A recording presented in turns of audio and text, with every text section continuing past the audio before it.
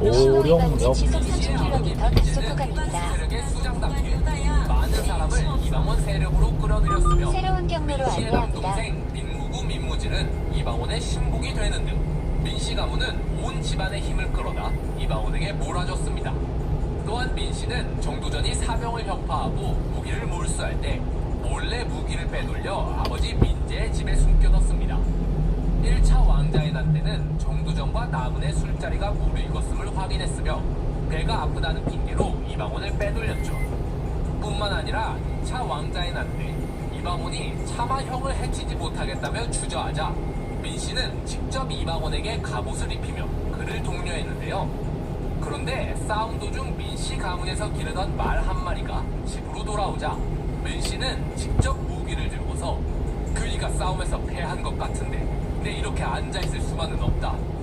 내 직접 나가서 싸울 테니 말리지 말거라 라며 전투에 나서려 했습니다. 하지만 시녀들이 말려서 싸움에 출전하지는 못했죠. 이렇듯 이방원이 왕위에 오르는 동안 그녀의 활약은 절대 적지 않았습니다. 그리고 마침내 이방원이 왕위에 오르자 민씨도 왕비에 오르게 되죠. 그런데 태종의 여성 편력. 뭐라? 전하께서 또 젊은 여인을 침소에 들이셨단 말이냐? 내 더 이상 참을 수 없다. 당장 전하를 찾아뵈어야겠어. 아니, 부인이 여기 웬일이오? 전하, 어찌 저에게 이러실 수 있으십니까? 제가 지금까지 어떻게 전하를 보필해 왔사온데 어찌 이러실 수 있단 말입니까? 왕위에 오른 태종은 하루가 다르게 젊은 여인들을 잠자리에 들였습니다. 그러자 안 그래도 기가 세고 질투가 심한 원경왕후는 그때마다 짜증을 부렸는데요. 참다 못한 태종은 결국 왕이 된 지 채 한 달도 지나지 않아 원경왕후와 별거를 하겠다고 선언합니다. 중전의 투기가 심해서 도저히 함께 살 수가 없다. 내 당분간 여기서 지낼 테니 그리 알도록 하라. 그렇게 시간이 흘러 약 600m 앞 서대전 내거리에서 서대전면 방면 우회전입니다. 부르더니 질문을 하나 합니다. 과거에 임금과 신하들은 몇 명의 부인을 둘 수 있었는가? 왕은 총 9명의 부인을 둘 수 있었고 경대부는 2명, 선비는 1명의 부인을 둘 수 있었습니다. 그래. 그러자 태종은 기다렸다는 듯이 후궁을 9명이나 들여버립니다. 하지만 그렇다고 가만히 있을 원경왕후가 아니죠. 민씨 가문에서 거느리던 노비 중에 김씨라는 여인이 있었는데 태종이 왕위에 오른 후 김씨는 궁궐에 들어와 여가 되었습니다. 그런데 이 여인의 미모가 상당히 출중해서 태종은 종종 그녀를 침소로 불러 잠자리를 가지곤 했는데요. 그러자 이 사실을 안 원경왕후는 김씨를 불러 크게 꾸짖습니다. 니까짓게 감히 주상전하와 잠자리를 해. 한 번만 더 주상전하께 교태를 부렸다간 목숨을 부지하지 못할 줄 알아라. 원경왕후가 김씨를 혼냈다는 소식을 들은 태종은 이에 질세라 원경왕후에게 벌을 줍니다. 뭐라? 중전이 그런 말을 해. 여봐라. 중전을 모시는 내시와 시녀들을 모두 내치도록 하라.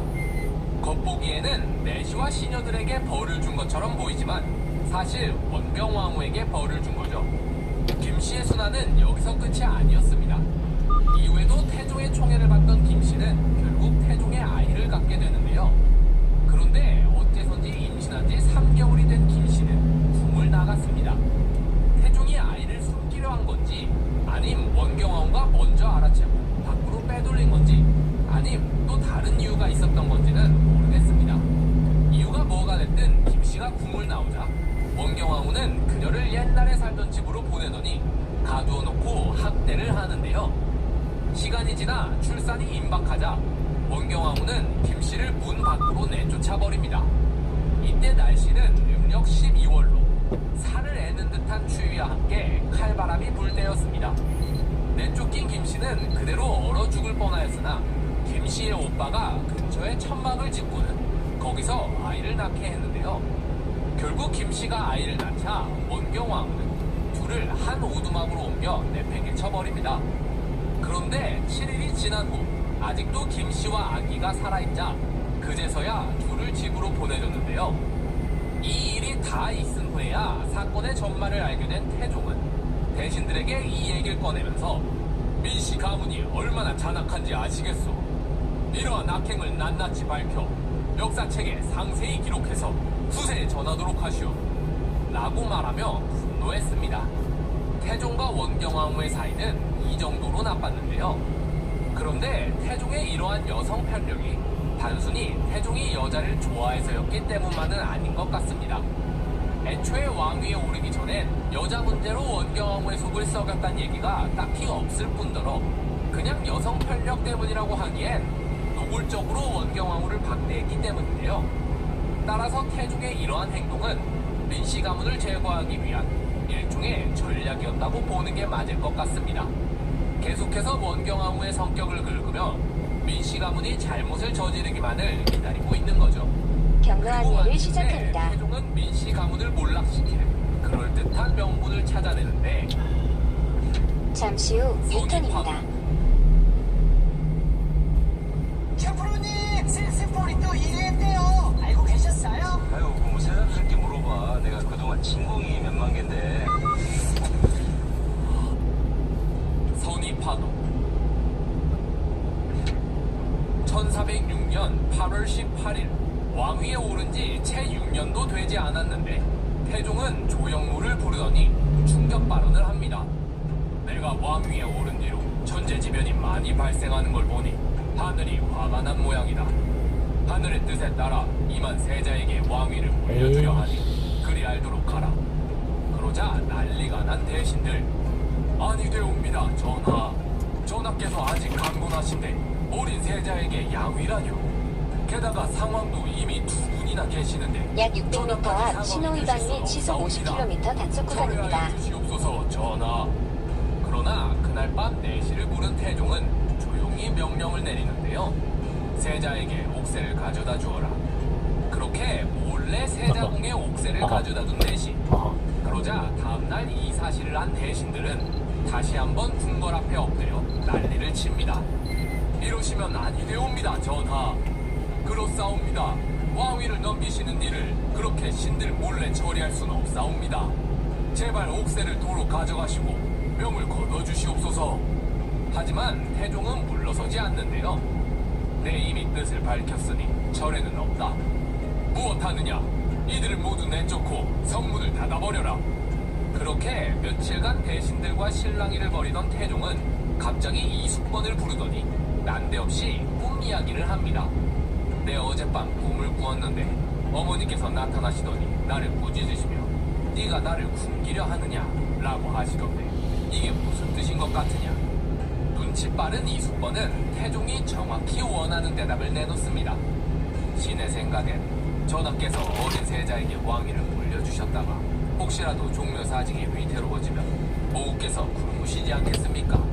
그리하여 모우께서 직접 꿈에 나와 다그치신 것 아닐까 합니다. 어쩔 수 없고 내 모우를 생각해 양위를 처리할 테니 대신들에게 그를 전하도록 하라. 이렇게 선의파동은 끝이 났지만 태종은 왜 약 갑자기 600m 앞 이런 식으로 신호위반 벌인 및 걸까요? 시속 50km 단속 구간입니다. 민무구 민무질 새로운 경로로 안내합니다. 잠시 후 연속으로 과속 방지턱이 있습니다. 태종의 삼촌이자 영의정 부사로 있던 이화라는 사람이 민무구 민무지를 탄핵하는 상소를 올립니다. 1년 전 전하께서 세자께 약 왕위를 300m 앞에서 물려주겠다 하셨을 때 계백로 모두가 1685번 길 슬퍼하며 방면 반대했으나 두 우회전입니다. 형제는 적극적으로 반대하지 않으며 대신 선의를 원한 듯한 태도를 보였습니다. 또한 전하께서 일전에 임금에겐 아들이 하나만 있어야 한다고 했느냐 라고 물으시자 민무구는 그렇습니다. 잠시 후 세자 외에 우회전입니다. 영특한 아들이 없는 게 잠시 후 낫다고 생각하고 연속으로 과속 방지턱이 라고 있습니다. 대답했는데 이는 약 왕실의 150m 자손들을 앞 어린이 제거하는 것이 보호구역입니다. 분명합니다. 시속 30km로 수행 운전하세요. 자기네 사리 사욕을 채우기 위해 서대전역입니다.